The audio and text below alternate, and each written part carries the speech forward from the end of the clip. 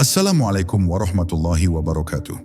Pernahkah kamu bertanya, mengapa satu ayat ini wajib dibaca di setiap solat, tetapi hanya sedikit yang benar-benar merasakan getarnya di hati? Ayat kelima dalam Al-Fatihah bukan sekadar bacaan rutin, melainkan gerbang makom penghambaan yang jika terbuka, hidupmu tak akan sama lagi. Banyak orang menyembah tetapi masih gelisah. Banyak yang berdoa tetapi hatinya tetap kosong. Bisa jadi bukan amalmu yang kurang, melainkan kesadaranmu yang belum sampai. Video ini bukan untuk mereka yang hanya ingin tahu, tetapi untuk jiwa yang siap jujur pada dirinya sendiri. Jika ayat ini benar-benar kamu pahami, bukan hanya salatmu yang berubah, tetapi cara kamu memandang hidup, takdir dan Allah akan runtuh lalu terbangun kembali dengan cara yang tak pernah kamu bayangkan. Bab 1. Pintu pertama makom penghambaan. Ada satu ayat yang hampir setiap hari kita ucapkan, lidah kita hafal, suara kita lantunkan, namun kedalaman maknanya sering luput dari kesadaran rohani. Ayat ini bukan sekadar bacaan salat, bukan pula rangkaian kata yang indah secara bahasa, melainkan sebuah deklarasi kosmik tentang posisi manusia di hadapan Tuhan. Ayat kelima ini adalah titik balik, tempat seorang hamba berhenti merasa memiliki kuasa dan mulai benar-benar tunduk dalam kesadaran bahwa dirinya tidak punya apa-apa. Disinilah makom penghambaan sejati dimulai, bukan dari banyaknya amal, tapi dari runtuhnya ego di hadapan Yang Maha Esa. Allah berfirman dalam surah Al-Fatihah ayat kelima, Iyyaka na'budu wa iyyaka nasta'in. Hanya kepadamu kami menyembah dan hanya kepadamu kami mohon pertolongan. Perhatikan dengan hati yang jernih. Ayat ini tidak diawali dengan permintaan, tidak pula dengan keluhan. Ia dimulai dengan pengakuan. Seorang hamba yang sampai pada makom ini tidak lagi sibuk meminta sebelum mengakui ketergantungannya. Ia sadar, selama masih merasa mampu sendiri, selama masih mengandalkan kecerdikan, kekuatan, dan strategi duniawi, maka penghambaan itu belum murni. Kata Iyyaka yang didahulukan dalam ayat ini menyimpan rahasia makrifat yang dalam. Dalam bahasa Al-Quran, pendahuluan objek sebelum kata kerja adalah penegasan eksklusivitas. Artinya, bukan sekadar kami menyembahmu, tetapi hanya engkau, tidak yang lain. Disinilah makom tauhid amali diuji. Banyak orang mengucapkan tauhid secara lisan, tetapi hatinya masih bersandar pada makhluk, pada sebab, pada manusia, pada angka, pada kekuatan selain Allah. Ayat ini memutus semua sandaran itu secara halus namun tegas, memaksa hati untuk jujur. Siapa sebenarnya yang kita sembah dalam kehidupan sehari-hari? Kemudian ayat ini menyatukan dua hal yang tidak boleh dipisahkan. Menyembah dan memohon pertolongan. Inilah keseimbangan makom penghambaan sejati. Ada orang yang rajin beribadah, tetapi hatinya sombong, merasa amalnya cukup. Ada pula yang terus meminta pertolongan, tetapi malas tunduk dan taat. Ayat ini mengajarkan bahwa ibadah tanpa rasa butuh akan melahirkan kesombongan halus, sementara rasa butuh tanpa ibadah akan melahirkan ketergantungan kosong. Seorang hamba sejati menyembah karena cinta dan tunduk, lalu meminta pertolongan karena sadar dirinya lemah. Pada titik inilah ayat kelima menjadi cermin batin. Setiap kali ia dibaca, sejatinya Allah sedang bertanya kepada kita tanpa suara, benarkah hanya aku yang engkau sembah? Benarkah hanya kepadaku engkau bersandar? Jika hati masih bergetar karena takut kehilangan dunia, takut pada manusia, atau berharap berlebihan pada makhluk, maka ayat ini belum turun dari lisan ke jiwa. Makom penghambaan sejati bukan dicapai dengan langkah besar, tetapi dengan kejujuran yang dalam saat mengucapkan satu ayat ini, hingga seluruh hidup perlahan berubah menjadi sujud yang tak terlihat. Bab 2. Saat hamba lenyap dalam kesadaran kami. Jika bab pertama adalah pintu, maka bab kedua adalah lorong sunyi tempat ego mulai dilebur perlahan. Ada satu rahasia halus dalam ayat kelima surah Al-Fatihah yang jarang disadari oleh pembaca yang terburu-buru. Ayat ini tidak berkata aku, tetapi menggunakan kata kami. Padahal salat sering dilakukan sendirian, di ruang sunyi, tanpa siapapun melihat. Namun Allah mengajarkan bahasa penghambaan yang berbeda. Ini bukan sekadar tata bahasa, melainkan isyarat makrifat bahwa seorang hamba sejati tidak berdiri dengan keakuannya, melainkan melebur dalam barisan kehambaan semesta. Ketika seorang hamba mengucapkan Iyyaka na'budu, sesungguhnya ia sedang menanggalkan klaim individualitasnya di hadapan Allah. Ia tidak datang membawa prestasi pribadi, tidak pula mengajukan amal sebagai identitas. Kata kami menandakan bahwa di hadapan Tuhan tidak ada yang istimewa kecuali rahmat-Nya. Semua hamba setara dalam kefakiran, setara dalam kebutuhan, setara dalam ketergantungan. Pada makom ini seseorang berhenti merasa lebih saleh, lebih paham, atau lebih dekat. Justru semakin dalam makomnya, semakin ia merasa kecil dan tidak berarti. Makna kami juga mengajarkan adab batin yang tinggi. Seorang yang sampai pada penghambaan sejati tidak memisahkan dirinya dari umat, dari manusia lain, bahkan dari makhluk yang tak ia kenal.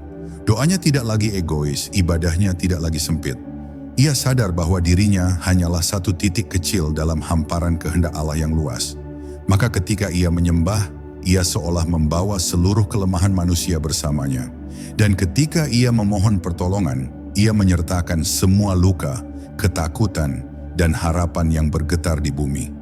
Disinilah penghambaan berubah menjadi kasih. Ayat ini mendidik jiwa agar tidak menjadikan ibadah sebagai alat meninggikan diri, tetapi sebagai jalan merendahkan hati. Orang yang masih merasa, aku rajin, aku istiqamah, aku lebih taat, sejatinya belum masuk ke rahasia ayat ini. Karena begitu kata aku masih berkuasa, maka hijab masih berdiri. Makom kami adalah makom ketika hamba berhenti memandang dirinya sebagai pusat dan mulai melihat Allah sebagai satu-satunya tujuan. Pada fase ini pula, rasa aman duniawi mulai runtuh. Seorang hamba menyadari bahwa ia tidak berjalan sendiri, tetapi juga tidak bersandar pada siapapun selain Allah. Kebersamaan dalam ayat ini bukan ketergantungan pada makhluk, melainkan kesadaran bahwa seluruh makhluk sama-sama fakir di hadapan Yang Maha Kaya. Dari sinilah lahir kelembutan jiwa, ketenangan batin, dan doa yang tidak lagi berisik. Karena ketika ego lenyap, suara hati menjadi jernih, dan penghambaan berubah menjadi kehadiran yang utuh di hadapannya. Bab 3. Rahasia menyembah sebelum meminta. Pada makom yang lebih dalam, ayat ke-5 surah Al-Fatihah mengajarkan satu urutan yang tidak pernah dibalik oleh orang-orang arif. Allah mendahulukan kalimat Iyyaka na'budu sebelum wa iyyaka nasta'in. Ini bukan kebetulan susunan, melainkan hukum ruhani. Seorang hamba yang tergesa meminta sebelum tunduk, sejatinya masih bernegosiasi dengan Tuhan. Tetapi seorang hamba yang menyembah sebelum meminta, ia telah menyerahkan dirinya sepenuhnya. Bahkan sebelum tahu apa yang akan ia terima. Menyembah dalam ayat ini bukan sekadar gerakan salat atau lafaz zikir. Ia adalah keadaan batin di mana hati berhenti membantah takdir, berhenti memilih-milih kehendak Allah, dan berhenti mengukur cinta Tuhan dengan ukuran dunia. Inilah penghambaan yang sunyi, tidak menuntut tanda, tidak meminta pembuktian. Pada makom ini, seorang hamba tetap tunduk meski doanya belum terjawab, tetap taat meski hidup terasa sempit. Karena baginya, menyembah bukan transaksi, tetapi kepasrahan total. Baru setelah itu Allah mengajarkan kalimat memohon pertolongan. Ini adalah pelajaran tentang adab yang sangat halus. Pertolongan Allah tidak turun kepada hati yang masih memerintah, tetapi kepada hati yang telah bersujud. Selama seseorang masih berkata dalam batinnya, aku akan taat jika engkau menolongku, maka ia belum benar-benar sampai. Ayat ini membalik cara berpikir duniawi. Bukan pertolongan yang melahirkan ketaatan, tetapi ketaatan yang membuka pintu pertolongan. Pada titik ini, seorang hamba mulai memahami bahwa tidak semua pertolongan berbentuk kemudahan. Ada pertolongan yang hadir sebagai kesabaran, ada yang turun sebagai keikhlasan, ada pula yang datang sebagai kemampuan untuk bertahan tanpa mengeluh. Ayat ini melatih jiwa agar tidak sempit dalam memaknai bantuan Allah. Karena seringkali yang paling dibutuhkan bukan perubahan keadaan, melainkan perubahan cara hati memandang keadaan itu sendiri. Maka makom ini adalah makom keheningan. Doa tidak lagi berisik, harapan tidak lagi mendesak, dan ibadah tidak lagi gelisah. Seorang hamba menyembah karena Allah layak disembah, lalu memohon pertolongan karena ia sadar dirinya lemah. Disinilah ayat kelima bekerja sebagai penyeimbang jiwa, memotong ambisi spiritual yang tersembunyi, dan mengantarkan hamba pada penghambaan yang murni, tenang, dan penuh adab. Bab 4. Saat ketidakberdayaan menjadi kekuatan. Pada lapisan makna yang lebih dalam, ayat kelima, surah Al-Fatihah membawa seorang hamba ke makom yang paling berat bagi ego, namun paling menenangkan bagi roh. Kalimat wa iyyaka nasta'an bukan sekadar permohonan bantuan, melainkan pengakuan mutlak akan ketidakberdayaan. Di sini, seorang hamba tidak lagi berpura-pura kuat, tidak lagi menyembunyikan kelemahannya di balik alasan logis atau perencanaan matang. Ia datang kepada Allah tanpa topeng, membawa kefakiran yang jujur. Ketika seseorang benar-benar sampai pada makom ini, ia berhenti menggantungkan rasa aman pada hasil, manusia, atau keadaan. Ia bekerja, berikhtiar, berdoa, tetapi hatinya tidak bersandar pada apapun selain Allah. Inilah perbedaan antara orang yang meminta pertolongan dengan orang yang bersandar. Yang pertama masih menunggu hasil sebagai bukti, sementara yang kedua telah tenang bahkan sebelum pertolongan itu tampak. Ayat ini mengajarkan bahwa sandaran batin lebih penting daripada jawaban lahiriah. Disinilah ketidakberdayaan berubah menjadi kekuatan ruhani. Selama seseorang masih merasa mampu, ia akan mudah gelisah ketika rencananya runtuh. Tetapi ketika ia sadar bahwa dari awal ia memang tidak berdaya, maka tidak ada yang benar-benar hilang saat segalanya runtuh. Justru di titik inilah pertolongan Allah sering turun dengan cara yang tidak terduga. Bukan karena hamba itu kuat, melainkan karena ia telah berhenti melawan kehendak Tuhan. Makom ini juga memurnikan niat dalam berdoa. Doa tidak lagi menjadi alat untuk memaksa takdir, melainkan sarana untuk menyelaraskan hati dengan ketentuan Allah. Seorang hamba tetap memohon, tetapi ia tidak lagi menuntut bentuk tertentu. Ia menyerahkan cara, waktu, dan hasil sepenuhnya kepada Yang Maha Mengetahui. Pada tahap ini, keikhlasan bukan lagi konsep, tetapi keadaan jiwa yang hidup. Maka ayat kelima bukan hanya dibaca dalam salat, tetapi dijalani dalam hidup. Setiap langkah menjadi pengakuan ketergantungan, setiap napas menjadi permohonan yang diam, dan setiap kesulitan menjadi ruang perjumpaan dengan Allah. Disinilah penghambaan sejati menemukan tenangnya. Bukan karena hidup menjadi mudah, tetapi karena hati telah menemukan tempat bersandar yang tidak pernah goyah. Bab 5. Ketika ayat ini turun dari lisan ke takdir. Pada makom yang lebih halus, ayat kelima, surah Al-Fatihah tidak lagi berhenti sebagai bacaan, tetapi menjelma menjadi cara hidup. Inilah fase ketika kalimat Iyyaka na'budu wa iyyaka nasta'an tidak hanya diucapkan di atas sajadah, tetapi bernafas di setiap keputusan. Seorang hamba mulai menyadari bahwa penghambaan sejati bukan soal banyaknya ritual, melainkan kesetiaan hati dalam setiap keadaan, baik saat lapang maupun sempit. Ketika ayat ini benar-benar turun ke dalam batin, cara memandang takdir pun berubah. Seorang hamba tidak lagi melihat peristiwa sebagai keberuntungan atau kesialan semata, melainkan sebagai bahasa Allah yang sedang berbicara kepadanya. Ia tidak tergesa menilai, tidak pula terguncang berlebihan, karena hatinya telah dilatih untuk menyembah sebelum memahami dan bersandar sebelum mengerti. Inilah tanda bahwa ayat ini mulai bekerja pada lapisan terdalam kehidupan. Pada tahap ini, konflik batin perlahan mereda. Bukan karena masalah hilang, tetapi karena hati berhenti melawan arus ketentuan. Seorang hamba tetap berusaha memperbaiki keadaan, namun tanpa kepanikan. Ia bergerak tanpa kelekatan, berharap tanpa paksaan, dan menerima tanpa putus asa. Ayat ini menanamkan keyakinan halus bahwa tidak ada satupun peristiwa yang berdiri sendiri, semuanya berada dalam jalinan hikmah yang hanya Allah pahami sepenuhnya. Menariknya, ketika ayat ini hidup dalam diri seseorang, pertolongan sering datang tanpa disadari. Kadang berupa keteguhan saat hampir runtuh, kadang berupa kelapangan dada saat jawaban tak kunjung tiba. Inilah pertolongan yang tidak selalu mengubah keadaan luar, tetapi menguatkan keadaan dalam.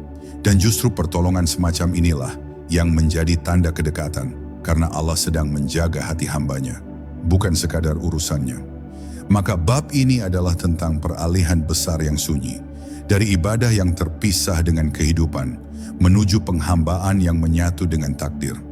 Ayat kelima menjadi napas kesadaran yang terus mengingatkan, apapun yang terjadi, tugas seorang hamba tetap sama, menyembah dengan tunduk dan bersandar dengan penuh percaya. Disinilah makom penghambaan sejati tidak lagi dicari, karena ia telah menjadi keadaan jiwa yang menetap. Bab 6, lenyapnya kehendak di hadapan kehendak Allah. Pada makom yang lebih dalam lagi, ayat kelima. Surah Al-Fatihah membawa seorang hamba menuju wilayah yang sunyi dan jarang dibicarakan. Di sini penghambaan tidak lagi diwarnai oleh keinginan untuk mengatur hasil. Kalimat iyyaka na'budu wa iyyaka nasta'in mulai mengikis kehendak pribadi, bukan dengan paksaan tetapi dengan kesadaran yang lembut. Seorang hamba perlahan menyadari bahwa kehendaknya sendiri seringkali menjadi hijab paling halus antara dirinya dan ketenangan sejati. Pada tahap ini, seseorang tidak lagi sibuk bertanya, "Mengapa Allah memberiku ini?" atau "Mengapa doaku belum terjawab?" Pertanyaan-pertanyaan itu digantikan oleh satu sikap batin, menerima dengan sadar.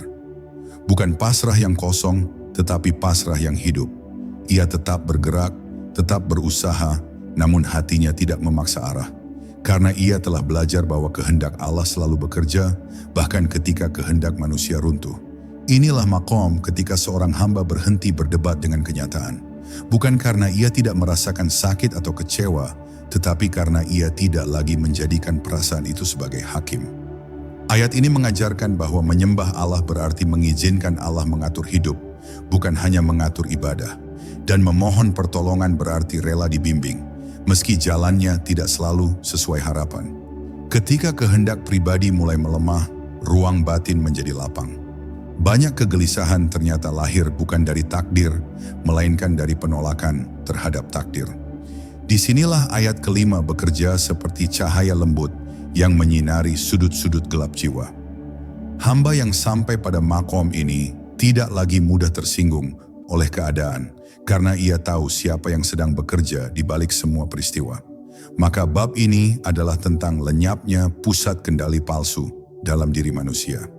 Saat seorang hamba berhenti menjadi sutradara bagi hidupnya sendiri, ia justru menemukan alur yang lebih indah dan teratur. Ayat kelima tidak menghilangkan usaha, tetapi membersihkan usaha dari kesombongan tersembunyi. Disinilah penghambaan sejati mencapai kedalaman, ketika kehendak manusia diam dan kehendak Allah menjadi satu-satunya arah. Bab 7, saat doa tak lagi meminta tapi menghadir. Pada makom yang semakin halus, ayat kelima. Surah Al-Fatihah mengubah wajah doa secara perlahan. Doa tidak lagi dipenuhi daftar keinginan, tidak pula dipenuhi kecemasan tentang masa depan. Kalimat iyyaka na'budu wa iyyaka nasta'in menuntun seorang hamba pada kesadaran bahwa inti doa bukanlah kata-kata, melainkan kehadiran hati di hadapan Allah. Inilah fase ketika seorang hamba lebih sibuk menghadirkan diri daripada mengajukan permintaan. Pada titik ini, doa menjadi tenang dan dalam. Hamba tidak lagi merasa harus menjelaskan segalanya kepada Allah, karena ia tahu bahwa Allah lebih mengetahui isi hatinya daripada dirinya sendiri. Permintaan tetap ada, tetapi ia mengalir secara alami, tanpa desakan batin.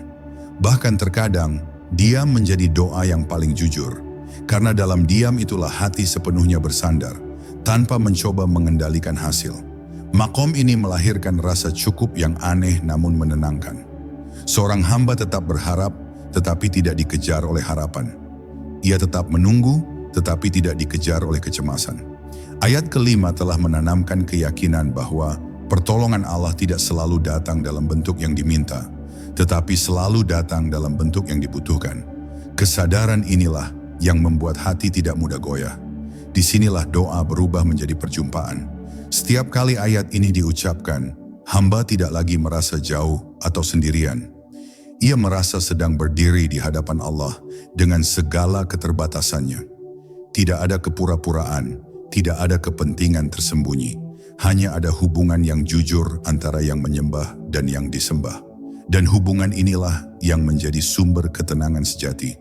Maka bab ini menandai pergeseran besar dalam perjalanan ruhani, dari doa yang penuh suara menuju doa yang penuh rasa, dari permintaan yang mendesak menuju kehadiran yang utuh. Ayat kelima menjadi jembatan sunyi yang menghubungkan hati dengan Allah tanpa perlu banyak kata. Karena pada makom ini cukup dengan hadir seorang hamba telah berdoa. Bab 8. Penghambaan yang tidak tergantung keadaan.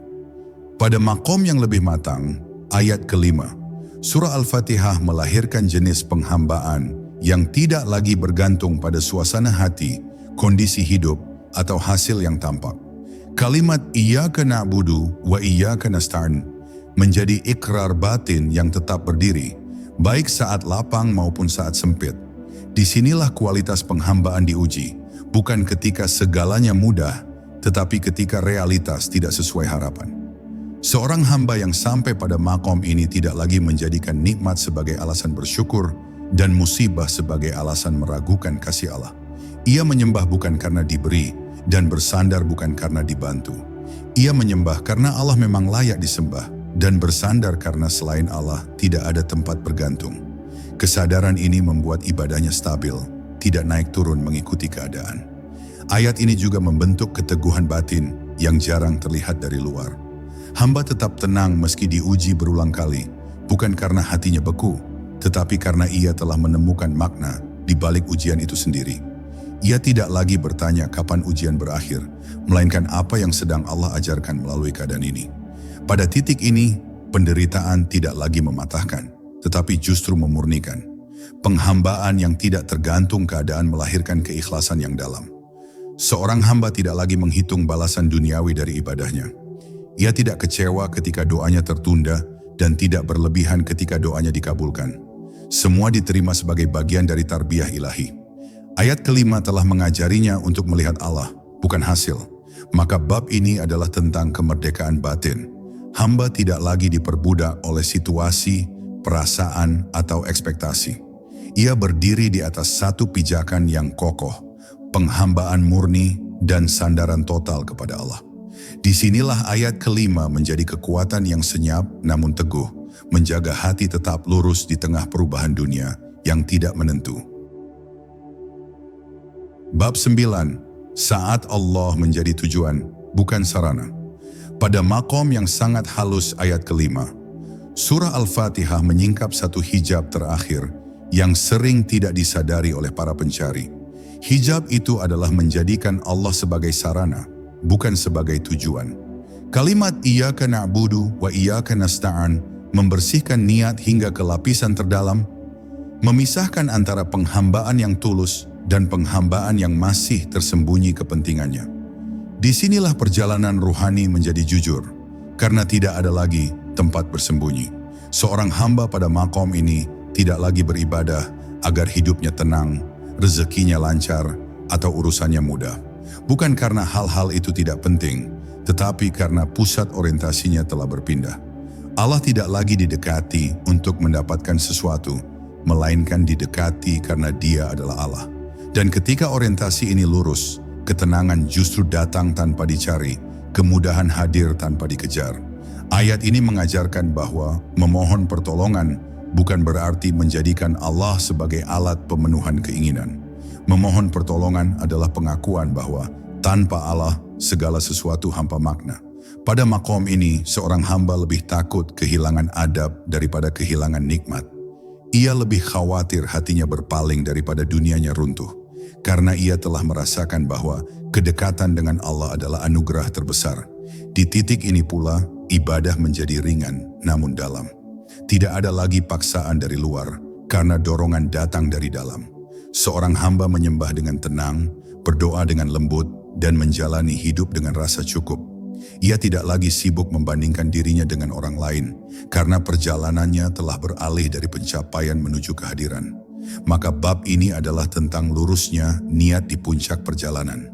Ayat kelima menjadi penjaga agar penghambaan tidak tergelincir menjadi ambisi spiritual yang halus. Ketika Allah benar-benar menjadi tujuan, bukan sarana, maka hidup menemukan pusatnya. Dan di sanalah makom penghambaan sejati berdiri dengan tenang, tanpa sorak, tanpa klaim, namun penuh cahaya. Bab 10, Makom penghambaan sejati yang menetap. Pada puncak perjalanan, ayat ke-5. Surah Al-Fatihah tidak lagi dipahami sebagai ayat yang dibaca, tetapi sebagai keadaan jiwa yang menetap. Kalimat Iyyaka na'budu wa iyyaka nasta'in telah menyatu dengan napas, langkah, dan cara memandang hidup. Di sini penghambaan tidak lagi dicari, tidak pula dipamerkan, karena ia telah menjadi identitas batin yang sunyi.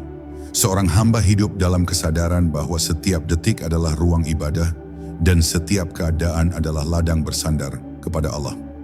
Makom ini ditandai dengan ketenangan yang tidak tergantung validasi. Hamba tidak lagi gelisah ingin terlihat saleh, tidak pula takut dianggap biasa. Ia telah selesai dengan penilaian manusia karena hatinya sibuk menjaga adab di hadapan Allah. Ayat ke-5 telah membebaskannya dari kebutuhan untuk diakui, digantikan oleh kebutuhan untuk lurus.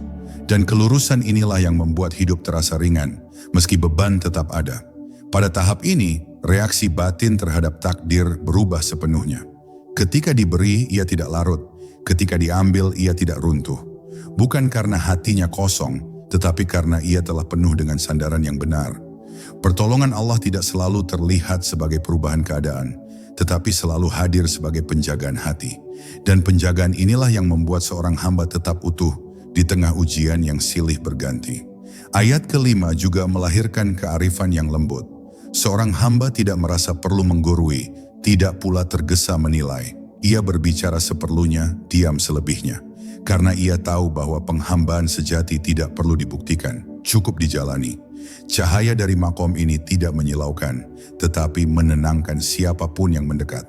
Maka bab terakhir ini adalah tentang pulang. Bukan pulang secara fisik, tetapi pulang ke fitrah kehambaan yang jernih. Ayat ke-5 menjadi rumah bagi jiwa yang lelah mencari. Di sanalah seorang hamba berhenti mengejar makom, karena ia telah hidup di dalamnya. Menyembah tanpa syarat, bersandar tanpa ragu, dan berjalan di bumi dengan hati yang senantiasa bersama Allah. Penutup ini bukan sekadar akhir dari sebuah pembahasan, melainkan ajakan sunyi untuk membawa ayat ke-5 itu pulang ke dalam hidup. Setiap kali engkau mengucapkan Iyyaka na'budu wa iyyaka nasta'in, ingatlah bahwa disitulah engkau meletakkan seluruh egomu, seluruh harapanmu, dan seluruh ketakutanmu. Bukan untuk hilang, tetapi untuk diserahkan. Jika ayat ini hidup di hatimu, maka apapun yang engkau hadapi, engkau tidak pernah benar-benar sendirian. Karena seorang hamba yang bersandar sepenuhnya selalu berada dalam penjagaannya. Wassalamualaikum warahmatullahi wabarakatuh.